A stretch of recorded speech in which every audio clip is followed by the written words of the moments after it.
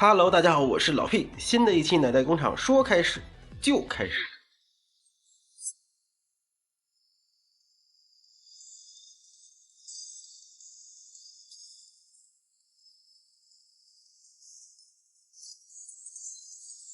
今天带来这款模型呢，又是一款非高达模型，也就是冥王计划中的大智雷马猎冥王啊。谈到这款模型呢，可能很多玩高达模型的人应该都不会陌生，因为很多人玩高达模型的这批人啊，都会去玩激战啊。我玩的是激战勾啊，当初 GBA 上的那个。然后这款机体呢是一款隐藏机啊，要用那个天之智雷马，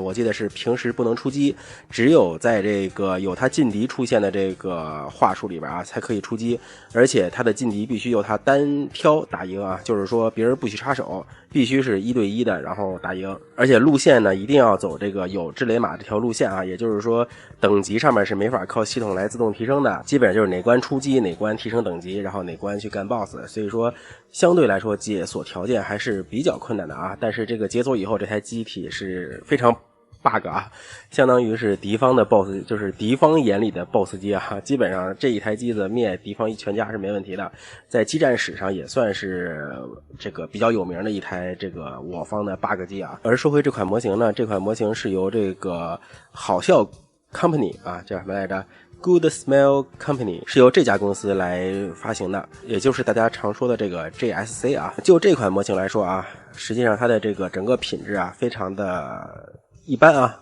说一般可能都已经比较夸赞它了，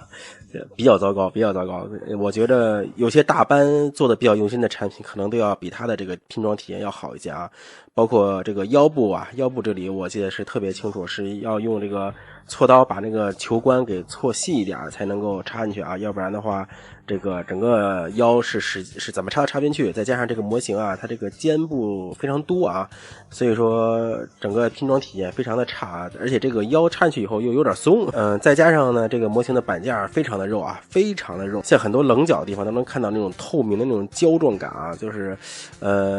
非常像那种几十块钱的那种国产模型的那种胶的感觉啊。但是这款模型我记得淘宝价应该是在300-400吧，就是这还是预定价啊，我在当时看的时候是已经变成了补款就要400多，然后有的现货要卖600多啊，已经是这个价格了，而且这还是再版的啊，原版的都不知道这个当时是什么样的一个价格啊。所以说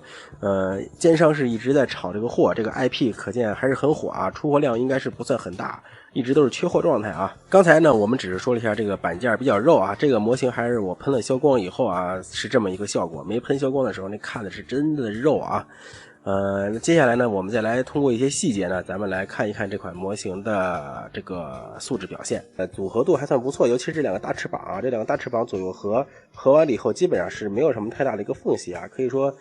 组合度上面做的还 OK， 虽然说有时候组合时候你要用这个大力金刚指啊，但是整体的组合度的问题不大，喷色表现也还可以啊。首先呢这款模型是有预涂装的啊，像这个翅膀的这里的这个分色呀，有些地方这个黑色啊都是这个模型在打开的时候它就已经预涂装好的了啊。另外呢还有像这些这个镂空分色啊什么的做的也还算比较到位，贴纸部分呢比较多，主要是集中在像这种地方的黑色呀，然后像这个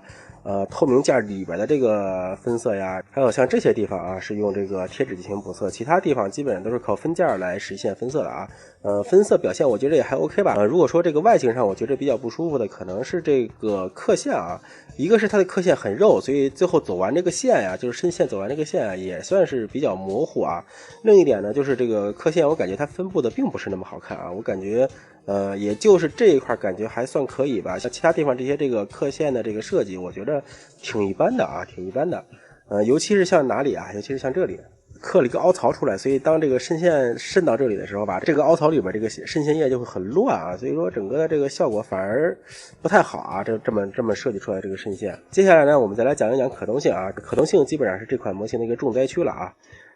首先呢这个头部的可动性还算 OK 啊，抬头低头啊还有这个转头啊都还算 OK。前面的这个前衣领啊是有一个独立的一个可动啊，下方的这两个小脚啊也是有一个独立的可动，前裙甲呢也是有一个独立的可动，也向侧方打开的这个范围也是很大的啊。腰部呢是有一个微微的一个球形关节相关的一个可动啊，但是前后弯腰的话这个可动性就比较小。曲肘呢是90度不到的一个样子啊。另外呢，这个肘部在动的时候会跟这个肘部的这个肩呢，会跟这个肩胛的这个肩有一个严重的一个干涉啊，而且肩胛这个尖是调整不了角度的啊，所以说这个想要给它翻过去的话，还是要掰过去的啊。抬臂呢也是达不到90度的啊。前抬之后呢，由于这个模型造型的设计啊，这个前抬以后的这个感觉会非常的丑啊。这个大家可以看到这个胳膊是很别扭的啊，这个前抬。侧踢呢是大概只能踢到这样一个角度，前踢呢是可以达到90度，后踢呢基本上也是够用的啊。屈腿呢是差不多90度多一点点吧。脚踝部分可动的这个幅度比较少啊，而且是主要是向内的一个可动啊，对接地的帮助不大，但是接地也没问题啊，基本上是这么一个状态了。这里呢会有一个导弹舱打开的一个还原。接下来呢是我最不满意这个翅膀啊，这个翅膀的可动呢是这样的，它只能纵向的这样可动，以及呢是可以靠这个翅膀根部有一个角度的调整。然后呢，还可以像这样这个上下这个可动，当然了，受到这个肩膀的干涉啊，所以这个上下可动也并不明显。也就是说什么呢？这个翅膀是没法像这样翻过来，就是像没法像这样翻过来就直接的这样变成两个翅膀打开的那个状态啊，在两侧这个展示啊。在大多数高达模型里边，凡是有翅膀的，我觉得基本上都会做这个向前打开的这个关节设计啊，除了个别的像百事啊什么的，当然百事他们也不算翅膀，对不对？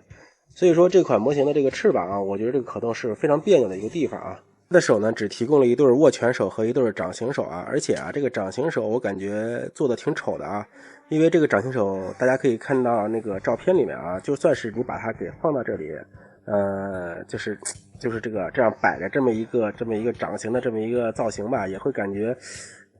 就是这手很愣，知道吧？很愣，并没有那种应该是这样一种弯曲的这种感觉啊，感觉会比较帅一些啊。这个手就是非常愣的一个掌心手。这个握拳手我就更不提了啊，这是实心的这个沙包大的这个拳头啊，这个做的是巨丑无比啊，这个拳头，整个模型这个拳头真的是巨大的减分项啊，就是这个掌形的这个设计和这个拳头的这个设计啊，真的是巨大的减分项。好了，今天的视频就这么多，喜欢的小伙伴可以点赞收藏投币，我们下次再见。心の果てに光を求めて祈る言葉届けがなたに囚われの羽が遥かな空へと向かう信じたいよ私たち孤独じゃない分かり合う